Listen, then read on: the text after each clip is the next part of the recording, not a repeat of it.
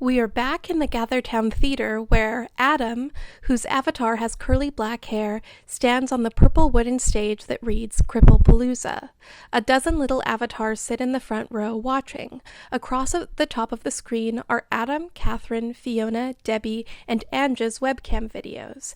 Adam sits in a bright sunlit room wearing a gray t-shirt with black and gray appliques across the chest and big headphones. As Adam performs, Catherine, Fiona, Debbie, and Ange laugh.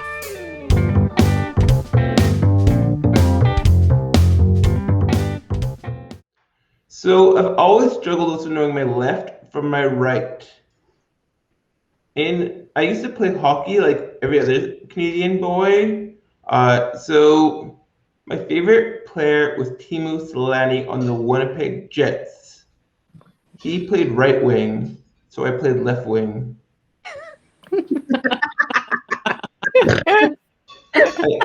I used to circle the ice, waiting for everyone else to line up so that I would know exactly where to go.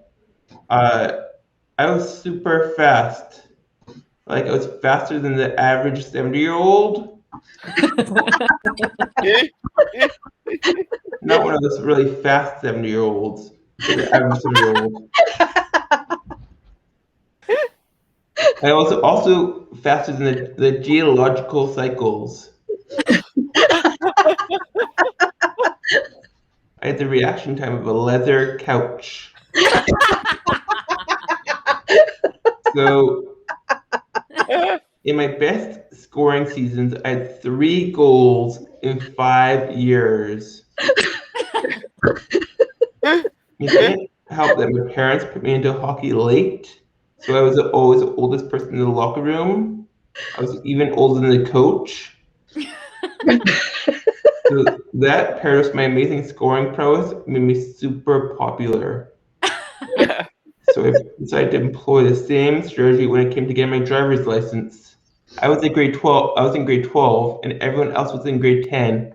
I was super hip. So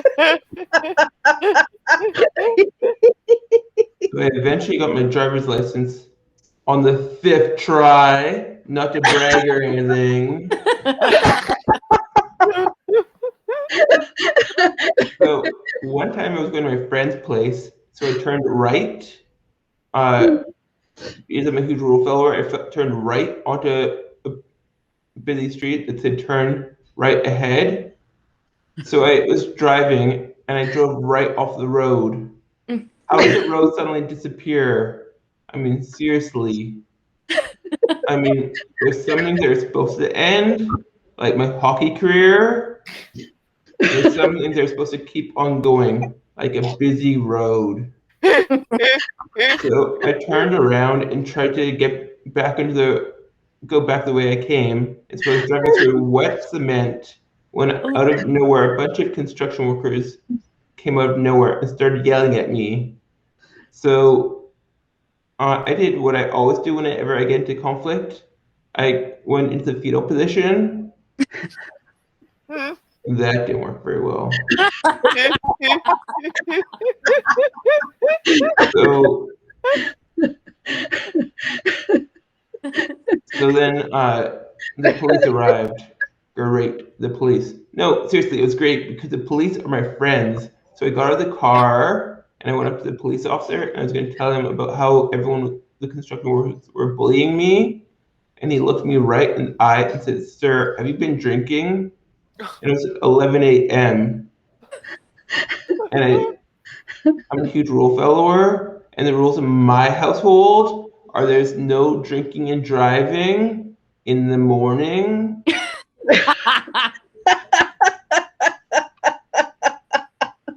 So I was going to explain this to the police officer, but instead I just said, "No, I haven't."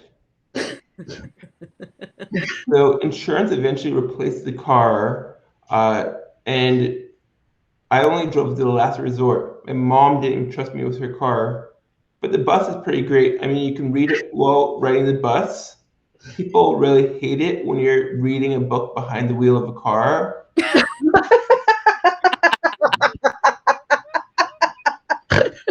So at that time, I started doing stand-up comedy. So here's how it works in stand-up comedy. You when you start, you do open mics, and then you eventually get to go on the road. And then if you're lucky, you get to headline comedy clubs or casinos, and then you get a Netflix special. Or if you're not that good, you get an Amazon special. So I got super excited when another comedian, Matt, invited me to go on the road with him. So Matt, but I told Matt that my car was in the shop because I hate highway driving. So Matt agreed to drive me. So on the day of, it was me, Matt, and another comedian who, for privacy purposes, we're going to call Mr. French in the car. So we were driving, started our drive. So we pulled into the drive-through for McDonald's. When Matt turns around and looks at me and is like, "Hey, Adam, is it okay if you drive home? I plan on staying in Beausejour all weekend." And I wanted to be like, "Hell no, I'm not okay with that. Let me out of the car. I'm going to take a taxi home. Hey, Mr. Taxi Driver, can you please pick me up from the McDonald's drive-through? Here, I can buy you a Big Mac." And then Matt said, "Because if you're not okay with driving home, I'll just get Mr. French to drive home." Mr. French was like, "Sure, no problem." Mr. French doesn't even have a beginner's license. Oh. That was not going to end well. So my choices were to either have Mr. French's death on my hands or to drive. So I was like, okay, I can drive. So when we finally got there, it was a tiny audience. And I thought, this is the last audience I'm going to perform for before I go out in a blaze of glory and flames. They were totally going to die afterwards. So after the show, I'm hanging out by the pool table waiting for the keys from Matt. And these two cute girls come up to me, and being the flirty guy I am, I flirtily said, "Thanks for coming. Did you enjoy the show?" And one of them said, "I don't really like your set. I mean, I work with people with autism, and I think it's cool the way you make fun of people with autism." And I said, "Great, I really appreciate you coming." So Matt gives me the keys, and I'm like, "Okay, what about the GPS?" And he was like, "Well, it's actually on my phone, and I need my phone all weekend." It made me want to kick myself for wasting all my minutes playing Candy Crush. So I get out my notebook, and I'm like, "Okay, so what are the directions?" And he's like, "Man, you don't need that. You just head all the way straight, and you hit it." Okay. So I get into the car.